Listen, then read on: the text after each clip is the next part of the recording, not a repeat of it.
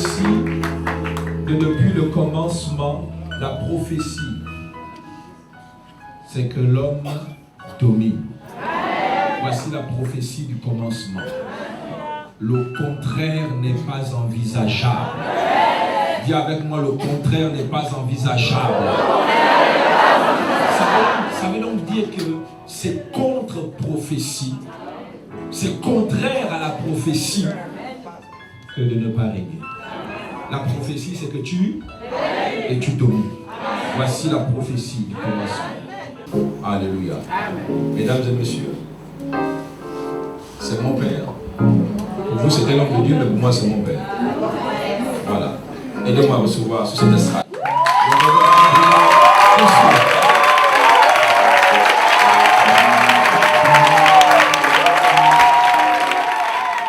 Dieu est un Dieu merveilleux. Quelquefois, nous vivons des choses qui nous dépassent. Quand tu te lèves le matin, tu ne sais pas quelle est ta forme. Mais juste quand tu te places au miroir, tu vois ta forme. Mais pendant que tu ne voyais pas ta forme, ça ne veut pas dire que tu n'avais pas de forme.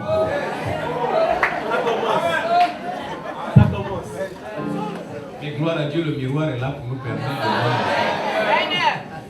Je prie que tout au long de ce programme, que tu te vois le vrai miroir. Afin que tu découvres ta vraie forme. Maintenant, ce n'est pas parce que tu l'ignores qu'elle n'existe pas. Elle te prive simplement. Ton ignorance te prive de jouir de ta forme. Elle existe. Beaucoup se trompent à ton sujet. Parce qu'ils essaient de te voir au travers de ton costume, de la couleur de tes cheveux. Ils pensent que c'est ce que tu es. Et quelquefois même, ils essaient de te définir à partir de tes actions. Or, tu es bien plus grand que tes actions. Mais ce qui te permet de voir ça, c'est la parole de Dieu. Et je voudrais vraiment que tout au long de ce programme, que tu réalises que Dieu te fait la grâce de te mettre devant son miroir. Et à chaque fois qu'il te parle, waouh, c'est comme ça, comment je suis.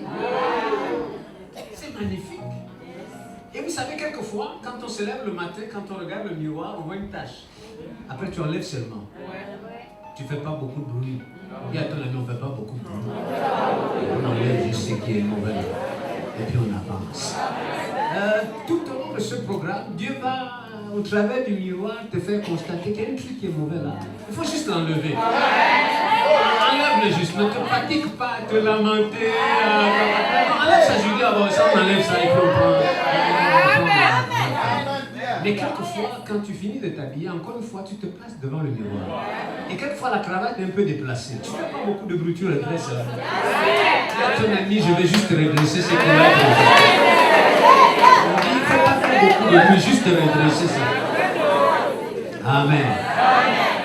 Tout à l'heure, mon fils était en train de m'introduire. J'ai dit non, c'est pas moi qui vais prêcher. Alors, permettez-moi de recevoir ici l'apôtre Soumela. Par vos acclamations.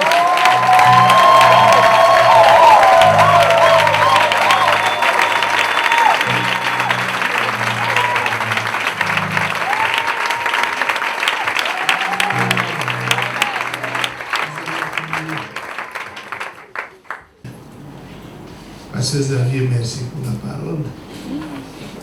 Tu m'as fait du bien aujourd'hui. Amen. Je suis béni, béni, béni. Amen.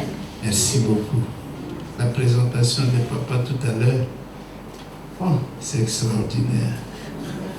Il y a des paroles qui m'atteignent. Quand je suis atteint, eh bien on reste tranquille. On n'a rien à dire. La bonne spiritualité veut qu'on dise rien. Amen. Le silence ne doit jamais t'intimider. Avez-vous remarqué que là où il y a trop de bruit, il y a trop de pauvreté?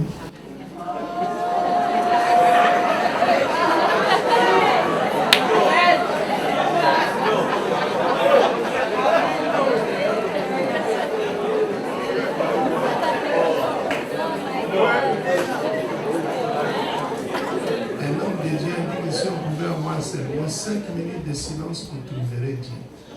Donc on trouverait sa voix. Et le monde s'est arrangé pour qu'il se remplisse de bruit afin qu'on rate Dieu. Dois-je rappeler ici que le premier créateur de la ville fut Caïn?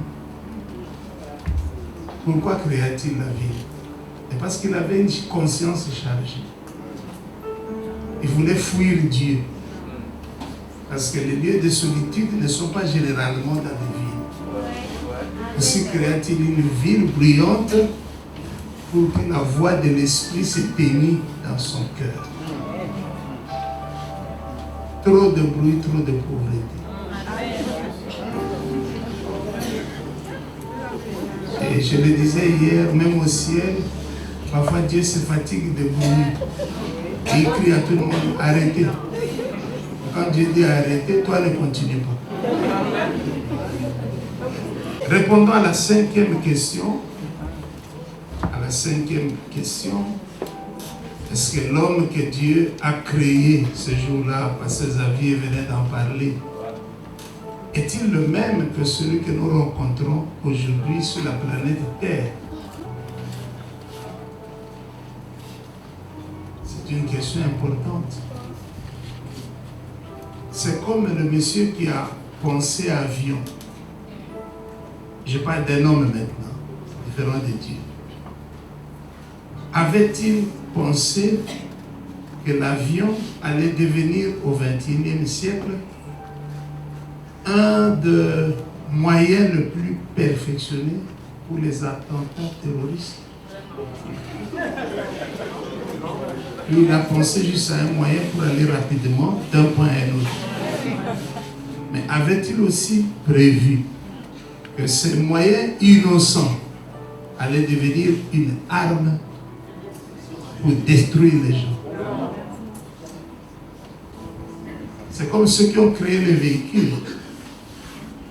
Pouvait-il savoir qu'un jour on parlerait de camions béliers, voitures béliers?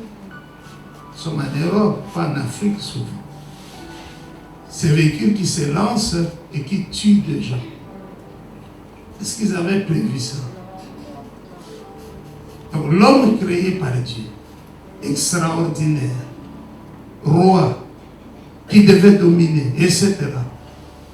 Est-il le même que celui que nous rencontrons quand nous nous promenons à Port-Gentil?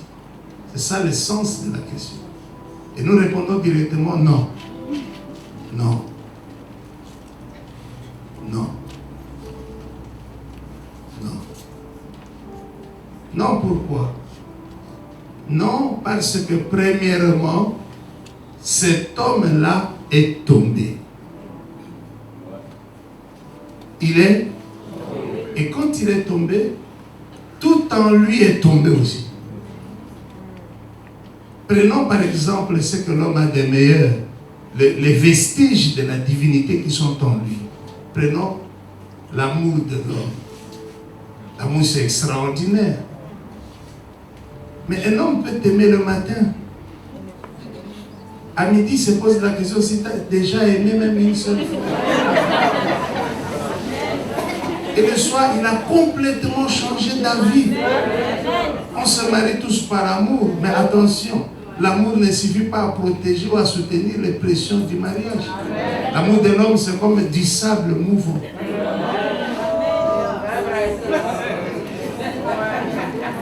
Moi, je vais parler aux hommes présents dans la salle. Je parle aux hommes mâles. Les hommes disent toujours à leur épouse, maman, je t'aime beaucoup. Est-ce que c'est vrai? À force de l'entendre, on ne sait plus si c'est vrai ou ce n'est pas vrai. Je pose vraiment la question, est-ce que c'est vrai? Commençons par un élément, tu l'aimes, tu l'aimes, c'est vrai. Mais quand tu dors,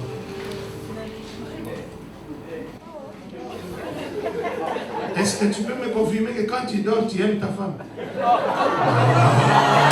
Il ne faut pas exagérer. Il n'y a que celui qui ne dort, qui ne sommeille, qui nous aime.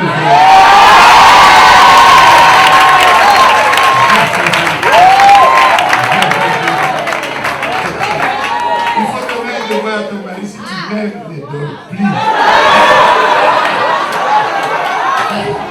Même quand moi je dors,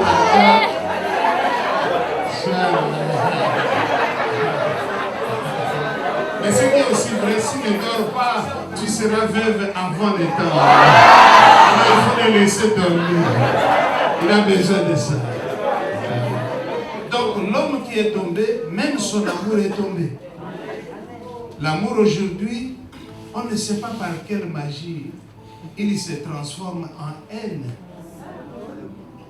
Quand je faisais mon stage de fin d'études au tribunal de paix, j'avais un maître de stage qui savait que j'étais pasteur et qui m'aimait beaucoup. Je lui ai dit, ne me fais pas entrer dans des trucs de divorce parce que ça, je suis pasteur, c'est pas bien. Il dit, par contre, là où je vais t'envoyer, c'est vers ces choses. Mais je vous dis la vérité, c'était sale d'entendre les hommes et les femmes s'affronter devant les juges et parfois devant témoins. J'ai entendu une dame qui a dit à son mari, tu sais que moi, je ne t'ai jamais aimé, même pas une seule fois. Le mari dit c'est vrai, et pourtant ils étaient là pour casser le mariage. C'est vrai. Il dit, mais pour que tu saches que c'est vrai, tu connais ton ami tel, oui, mais j'étais avec lui. Ah, c'est pourquoi il venait souvent à la maison. Comment l'amour devient-il si aisément? Bien aimé, je vais vous dire la vérité. Mieux vaut ceux qui vous haïssent, parce qu'ils finissent toujours par changer d'amour, que ceux qui vous aiment. Parce que le jour où ceux qui vous aiment ne vous aimeront plus, leur haine sera plus grande que la haine naturelle de cette. C'est parce que quelqu'un vous aime, priez chaque jour pour lui, pour qu'il ne change pas. Pour qu'il ne change pas. L'amour, c'est trop fragile. L'amour de l'homme, c'est trop fragile. Très, très, très, très, très fragile. C'est bien de l'aimer, mais le problème ne consiste pas à l'aimer, le problème consiste à continuer à l'aimer. L'amour, ce n'est pas au début qu'il est couronné, c'est à la fin. Deuxième question aux hommes mâles, décidément mon onction aujourd'hui elle est féminine. Hein? Deuxième question. Peut-on aimer une personne de la même manière chaque jour de sa vie? Oui, non? Non, oui. À cette question-là, je ne répondrai pas. Donc l'homme est tombé, et il est tombé dans des bassesses. C'est ça notre adresse. Bien aimé, il faut dire la vérité, on est tombé trop bas. Je dis qu'on entend des hommes discuter autour de l'homosexualité. C'est vrai que quand j'ai regardé dans la nature, il y a des manifestations de l'homosexualité. Des singes comme le bonobo chez nous pratiquent l'homosexualité. Mais eux, ils ont une excuse, ce sont des bêtes.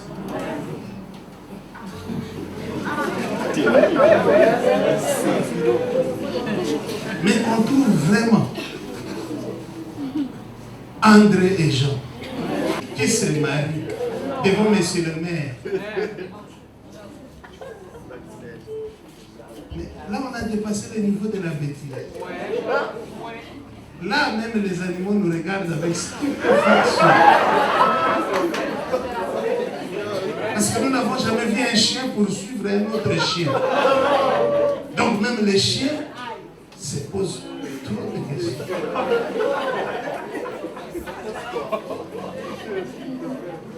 On n'a jamais vu un chat en poursuivre un autre.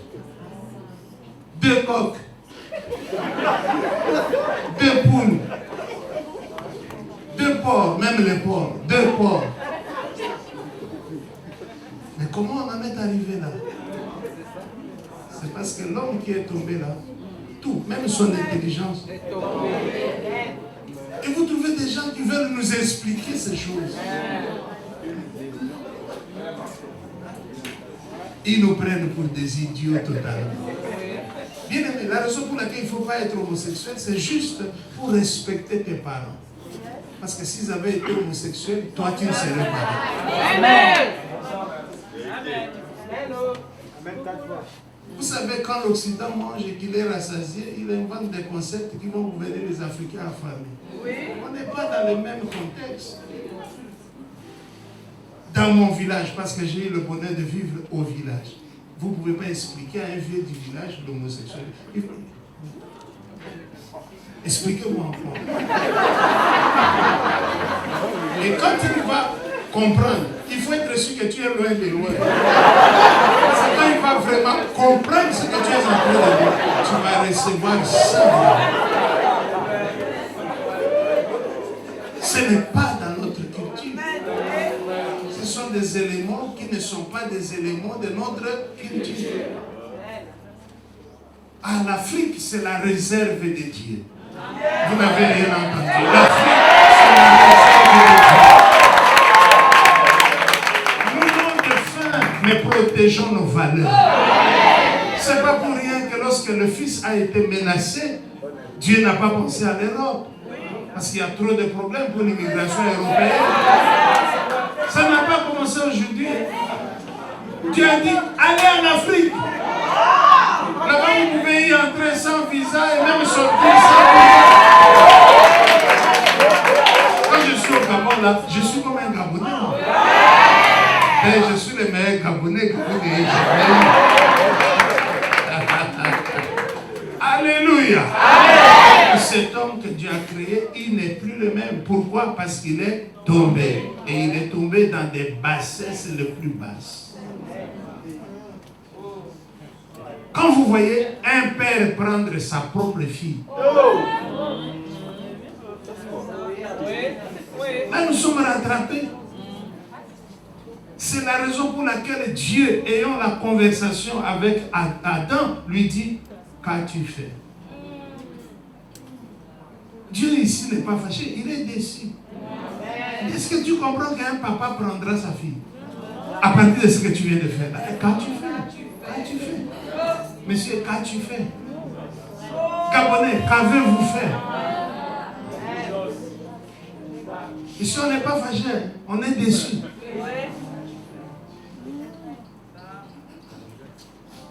Est-ce que tu sais que Caïn va tuer son frère? Et quand je lui poserai la question, monsieur, toi aussi, qu'as-tu fait? Il va dire, attendez Dieu, il y a un problème. Vous pensez que je suis le gardien de mon frère? Donc pour Caïn, être l'assassin de son frère est de loin plus important qu'être le gardien de celui-ci. Vous voyez, c'est cette philosophie-là, une pensée qui est tombée. La raison pour laquelle Abel est mort, c'est parce qu'il n'était pas de ma province. Si Abel était de ma province, il serait vivant encore jusqu'aujourd'hui. Parce que chez moi, un homme ne se promène pas sans machette. Tu ne dois jamais compter sur la machette d'autrui. C'est ça Abel. Abel est une sorte d'Africain qui croit beaucoup à la générosité des autres. Il croyait avoir affaire à son frère, alors que son frère n'était plus le même. Il était déjà tombé. Et je vais dire quelque chose, ça se passe dans les champs. Il faut faire très attention aux champs. Si tu as un champ pétrolier, un champ missionnaire, toutes sortes de champs. Dès qu'il y a les champs, il faut faire attention à celui qui est à côté de vous.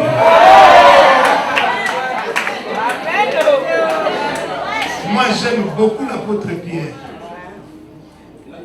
Ce monsieur a été pendant 3 ans, comme les autres, avec le Seigneur. Je crois qu'il est de ma province, ce monsieur. C'est pourquoi je l'aime. Parce que monsieur avait toujours sa machette, son épée. Et même lorsqu'il coupe l'oreille, le Seigneur qui est bon et juste, et Dieu, il ne lui dit pas, monsieur, tu es encore à ce niveau-là. Allez, jette ça. Non, le Seigneur dit, remets ça.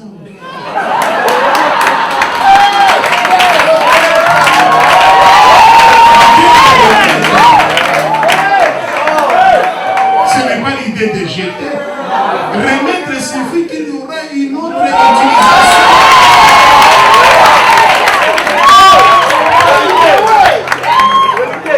Et là, nous devons faire attention.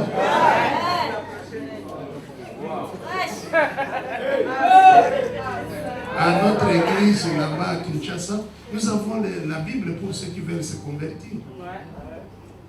À ceux-là, on présente la Bible. Mais à l'église, il y a un système. Personne ne peut venir blaguer là-bas. Nous avons des frères qui sont forts et qui continuent à s'entraîner. Parce que l'esprit est dans le corps. Le meilleur moyen de protéger l'esprit, c'est de protéger le corps.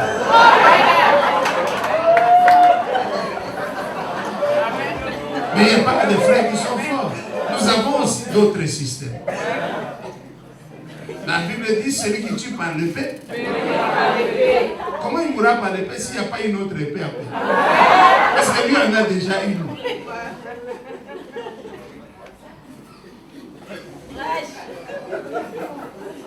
Vous savez que depuis que vous êtes devenu enfant de Dieu, vous êtes devenu trop naïf.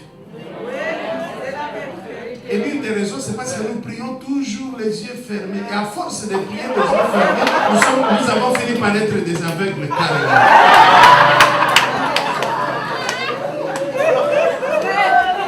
Que Dieu nous bénisse. Je dis que Dieu nous bénisse. Donc il est tombé.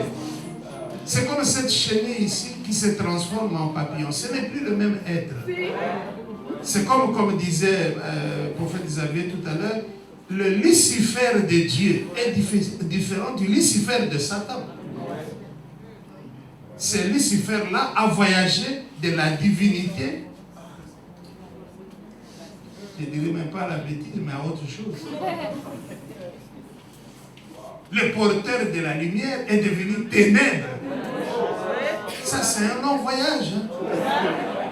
Même pas l'éclipse, mais ténèbres. Parce que l'éclipse, quand même, il y a un espoir quelque part. L'éclipse risque de passer. Mais ici, ça ne passera pas. Lui, il n'est pas noir, mais il est ténèbres. Il y a une différence. C'est vrai qu'il y a une proximité entre noir et ténèbres. C'est pourquoi les Africains veulent trop être du côté de...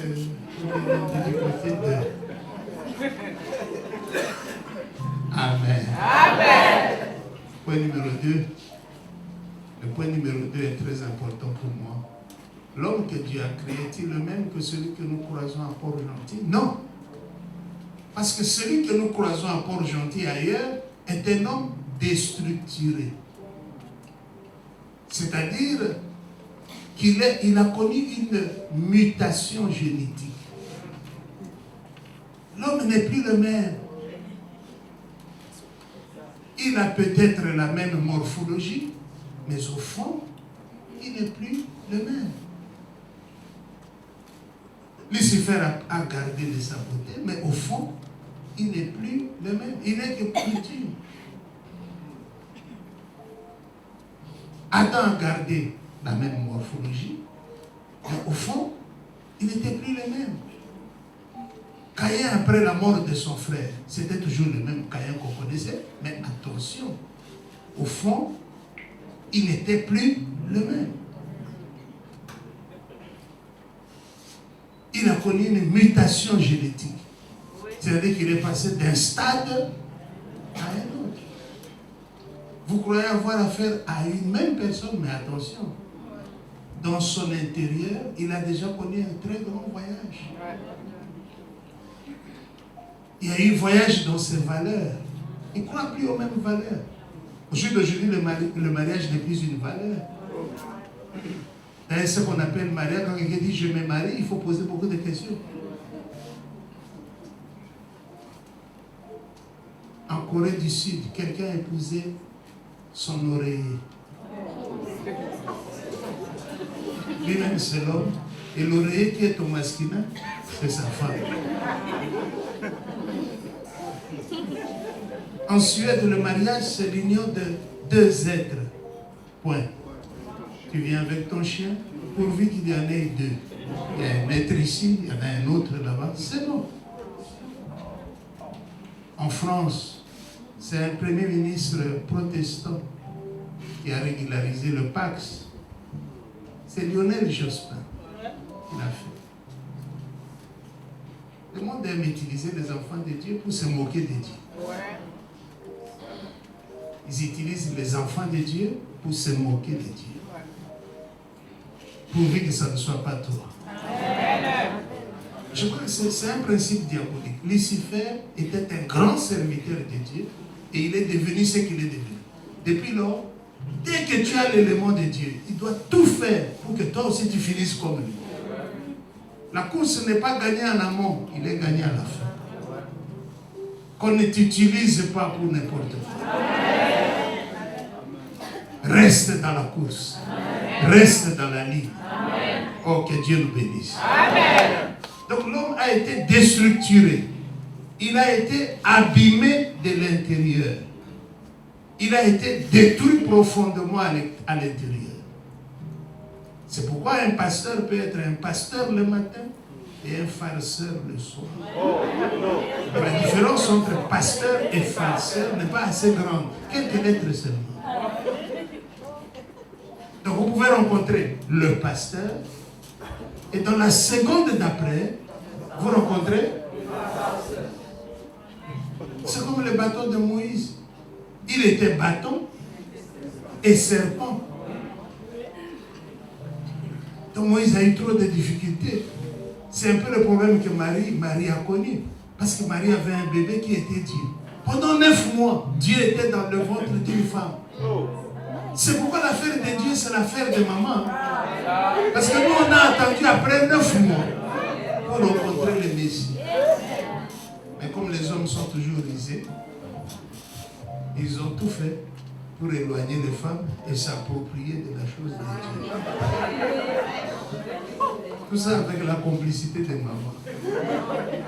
Parce que les mamans ne font que croire aux hommes. Mais les hommes, j'en connais un qui était, il était qui? Oui, il était poète. Je parle d'Adam.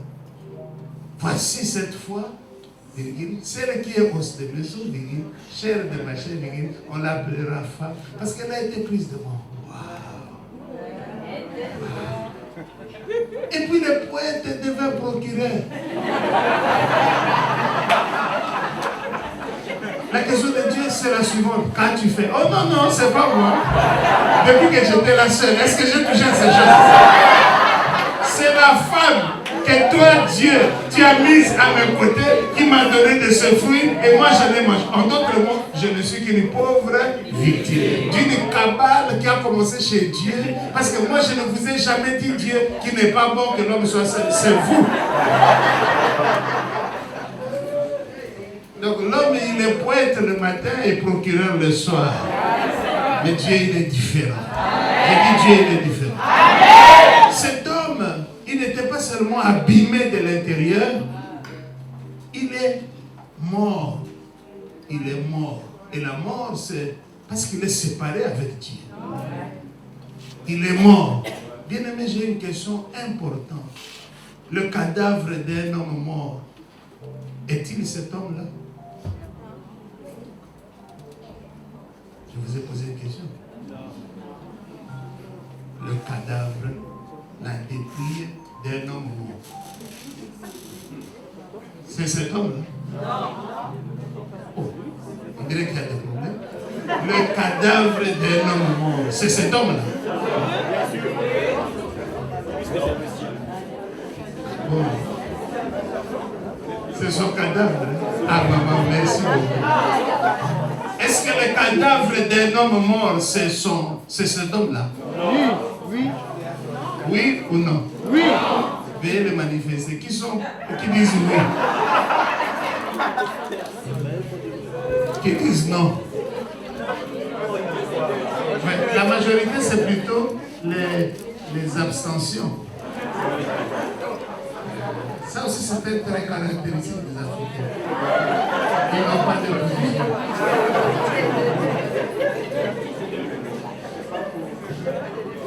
Les cadavres d'un homme mort, est-ce que c'est cet homme-là? Oui. Oui, non. Les deux réponses sont bonnes.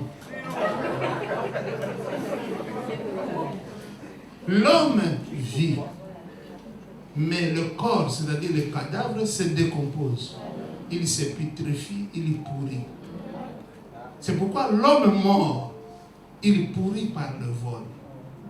Il pourrit par le mensonge. Il pourrit par l'adultère. Il pourrit par la haine. Il pourrit par la corruption, il pourrit par la vengeance, par le meurtre, par la sorcellerie.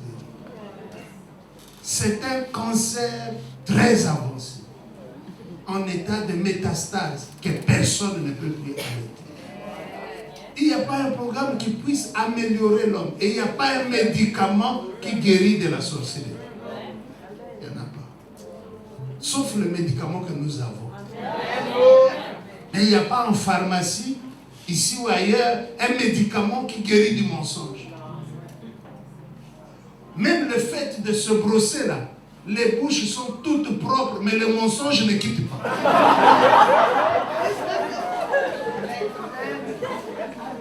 On se parfume tous les jours, mais l'immoralité ne nous quitte pas. D'ailleurs, c'est quand on se sent tellement, un peu comme Adam, quoi. Tant qu'il était pur, il n'avait pas besoin de vêtements. Mais quand il est tombé, maintenant il avait besoin de vêtements. Plus on se raffine physiquement, on va mal intérieurement. Vous pouvez observer ça dans la vie de beaucoup de gens. On est très raffiné dans les toilettes, mais à l'intérieur, c'est parce qu'on sent qu'il y a une sorte d'odeur qui marche avec vous. On est obligé de trop se raffiner. Amen. Amen. Cet homme, point numéro 4, il devient un homme animal. Le livre de Corinthiens 2, verset 14 dit que l'homme animal ne comprend pas les choses de l'Esprit de Dieu. Mais si l'homme animal biblique n'a pas l'Esprit de Dieu, ne pensez pas qu'il n'a pas des esprits au pluriel. Il n'a pas l'Esprit de Dieu. Ça c'est clair. Mais ne pensez pas qu'il est pauvre en esprit. Non. Il est riche en esprit.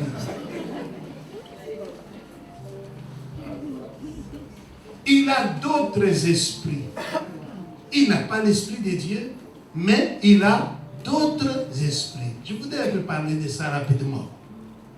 C'est la raison pour laquelle on voit aujourd'hui, bien-aimés, parce que nous parlons des hommes animaux, c'est-à-dire ceux qui sont des hommes, mais qui transportent des esprits d'animaux, des bêtes, etc. On trouve, et tous les Africains le savent, parce que chacun de nous a au moins une connexion avec un sorcier. Si tu n'es pas le fils d'un sorcier, tu es le petit-fils d'un sorcier. Chacun de nous a une connexion avec un sorcier. C'est pourquoi on parle de sorcellerie, quoi. Parce qu'il y a l'ADN des sorciers qui coulent.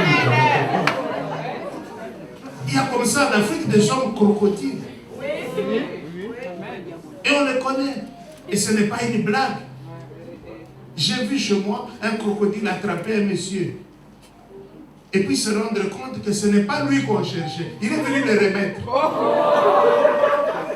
Et il a attrapé maintenant le vrai monsieur. Est-ce que c'est toujours un crocodile créé par Dieu, ça? C'est un homme habillé en crocodile. Bien aimé, il y a des hommes hippopotames. Et qui disent à tout le monde, je ne peux jamais mourir de noyade. Jamais. Et ils le disent ouvertement. Parce qu'ils savent l'esprit, ils connaissent l'esprit qui est là. Ce qui est bien avec Dieu, que tu meurs par noyade ou pas, tu finiras par mourir. C'est vraiment là où Dieu a placé l'égalité. On meurt un jour ou l'autre.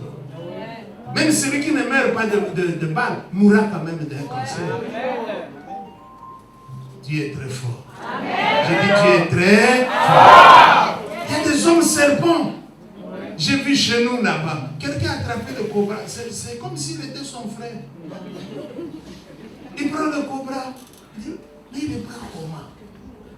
Et lui-même, c'est un cobra. Ils se sont codés, ils se sont parlé en code. Tu me connais le cobra? Il dit, bien sûr, tu es le grand frère. Et quand un grand frère tient le petit frère ne bouge pas. Bien aimés, les Africains ont beaucoup progressé dans la magie et dans la sorcellerie. Mais le seul problème, ces choses-là ne développent pas les nations. Ce sont des pesanteurs exceptionnels. Exceptionnel. Bien aimé, nous avons des moyens de transport très écologiques. Tu es sorcier, tu te déplaces avec un bateau. Il n'y a pas de destruction de gaz à effet de serre, il n'y a pas toutes ces choses. Mais le seul problème ici, souvent on est son propre pilote et son seul passager. Ça nous avance. Et puis l'autre particularité, c'est qu'on doit toujours se déplacer en tenue d'Adam. Que ce soit un bébé qui le fasse convenable, correct, mais des adultes.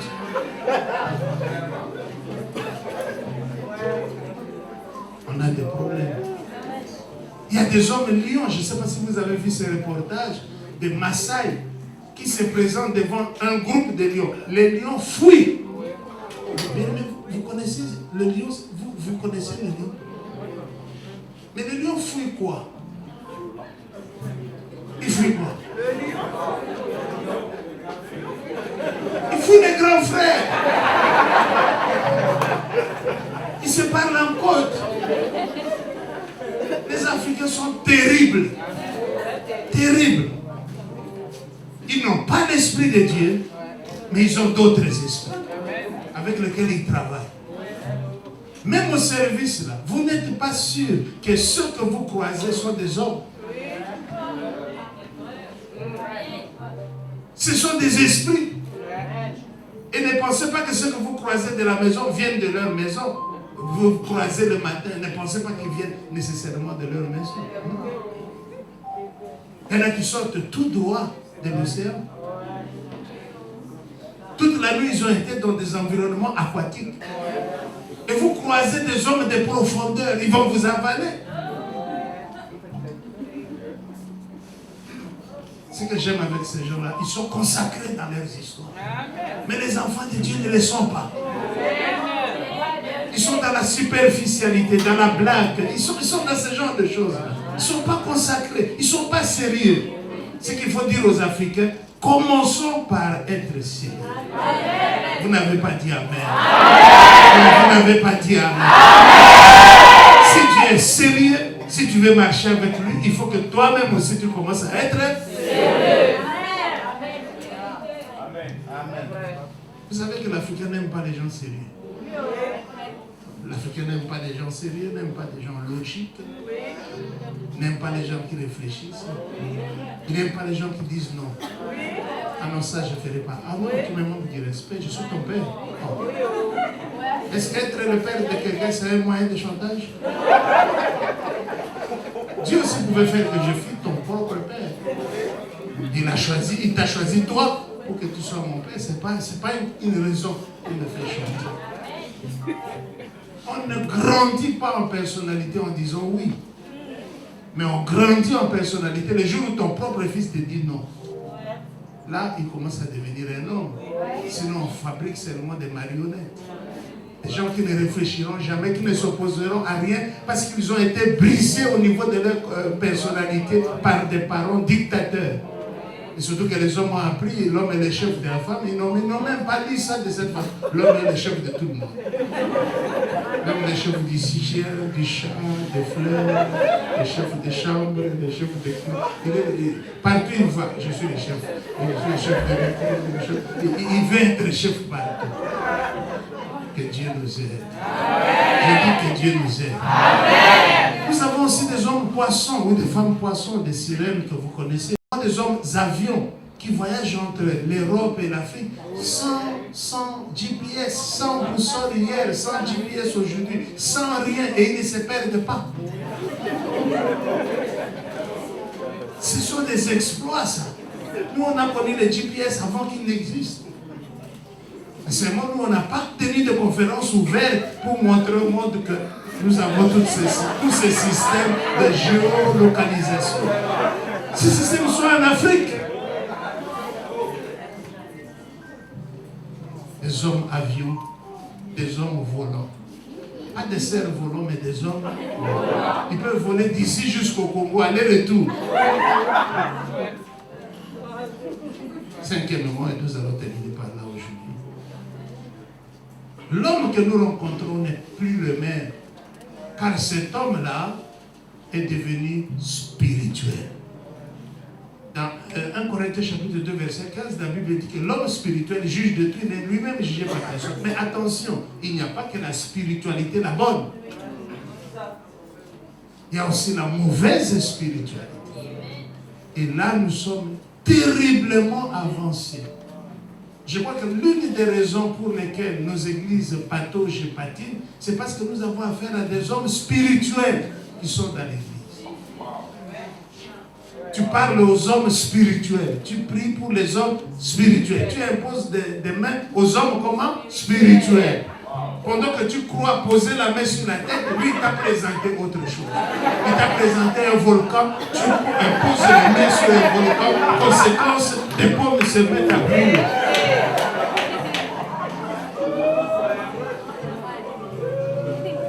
Bien aimé, je crois que vous avez vu la vidéo de cet arbre qu'on déracinait avec une pelle, mais on l'a déraciné, l'arbre s'est remis en place. Vous devez avoir vu ça. Il y a même des arbres qui sont sciés et qui tombent, mais demain vous revenez, l'arbre est entier. Est-ce que c'est toujours l'arbre que Dieu a créé? Ça, c'est un homme. Donc, la vision de cet homme qui dit à Jésus, après ta prière, Seigneur, le miracle a eu lieu, mais je vois les hommes comme les arbres. Cet homme ne blaguait pas. Il voyait les hommes comme... Donc, il y a comme ça des arbres qui sont des hommes ou des hommes qui sont des arbres. Imaginez qu'on donne à cette personne aveugle-là la scie ou la machette pour dire, nous avons besoin que tu abattes 5 arbres. Mais il va abattre 5 hommes parce que pour lui, les hommes et les arbres, ils sont dans la même famille. Je crois que cet homme-là était sorcier.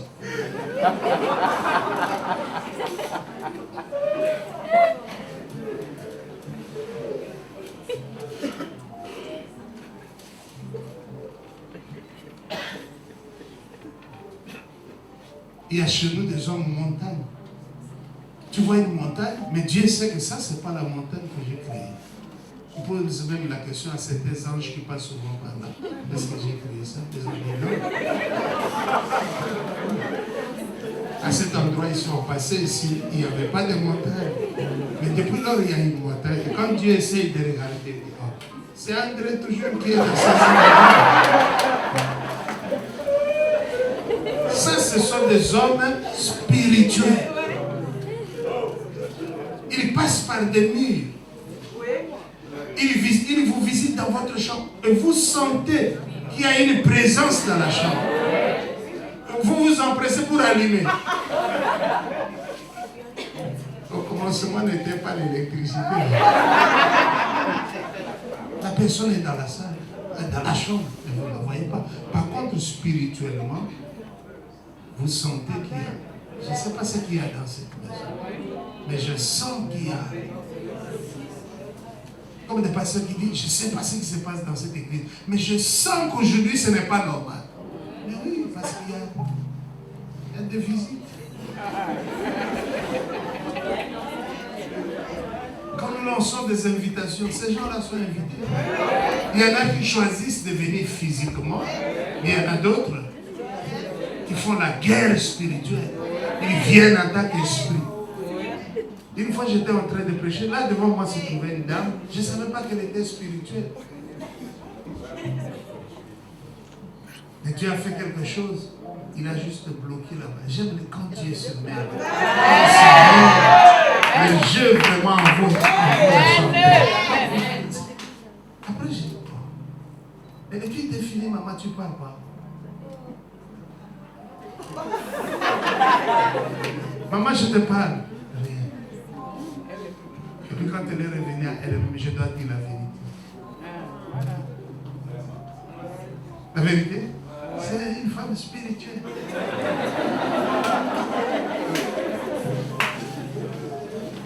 Il y a comme ça en Afrique, et c'est ça notre plus grande souffrance. Nous avons des chefs spirituels.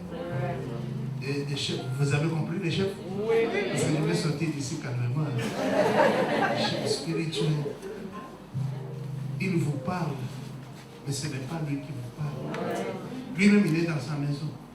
Mais ici aussi, il y a un autre qui vous parle. Il va dans les réceptions, mais ce n'est pas lui. Et tout le monde est en train de le saluer là, mais c'est pas lui. Le vrai, lui, il joue aux dames chez lui à la maison. Il se moque de tout un peu. Et vous savez, il y a des spiritualités qui ne font pas de bruit. Quelqu'un est seulement spirituel. Il passe par ta chambre, il te tremble. Mais quand tu fais trop de bruit,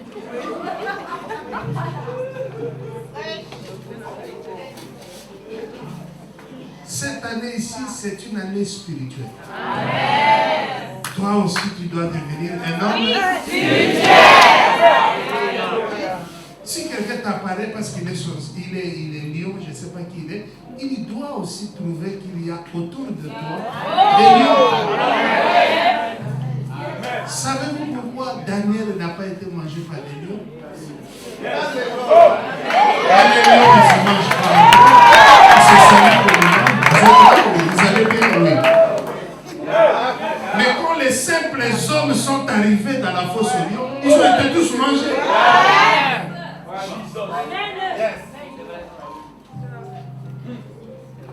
Il est temps que les sorciers de votre famille disent que vous voyez notre frère ici, c'est le plus grand sorcier. Daniel était le chef des magiciens, mais il n'était pas magicien. Joseph a régné en Égypte au milieu des grands sorciers. Mais il était au milieu des grands maîtres. Bien aimé, chacun avait un bâton. Il y en avait même qui en avaient 2 ou 3. Mais quand il les jetait, 3 serpents de genres différents sortaient. Mais Moïse ne tremblait pas. Quand il a libéré son serpent, je crois qu'il a eu une petite inquiétude. Ah, mais ils sont nombreux, le mien il est unique. Aaron d'ailleurs, il n'a même pas de bâton. Comment on va faire? Mais le serpent de Moïse avait certaines instructions qu'il avait reçues par WhatsApp. Dieu le lui a ce n'est pas en termes de nombre qu'il se livre.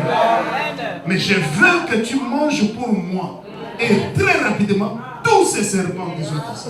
C'est ça la guerre spirituelle. Il y a un serpent qui ne parle pas, mais il a un don. Il ne faut pas qu'il vous croise. S'il vous croise, il vous avale. Même si vous-même, si vous êtes un bois qui avale les autres, mais quand vous croisez ces serpents, il vous avale. Le temps est venu pour que si l'ennemi agit par un signe, nous aussi nous agissions par. S'il agit par une voix, nous aussi nous agirons par. S'il agit par un geste, nous aussi nous agirons par. Il y a un jeune prophète qui nous côtoie chaque jour, il prêchait quelque part et on lui envoie la foudre une première fois, ça rentre. Dieu lui dit, on te foudroie. Alors, lui dit au micro, hey, ce qu'il faut, ces gens-là n'ont qu'à arrêter. Hein. Et il ensuite envoie pour la 2e fois. Il dit, bon, s'il y a une 3e fois, moi aussi je vais vous envoyer la foudre. Alors, ils s'en moquaient. Ils ont envoyé pour la 3e fois. Alors, il a juste pris ça et il a renvoyé toute la maison de ces foudroyeurs-là foudroyée. Nous avons le pouvoir. Celui qui a le pouvoir ne se plaint pas. Nous, on n'est pas de l'opposition. Il y a une profession qui s'appelle opposition. Tu peux être en opposition année après année. Nous, on n'est pas dans l'opposition ou dans l'opposition. Non, nous, on est dans le pouvoir. Voici, je voyais Satan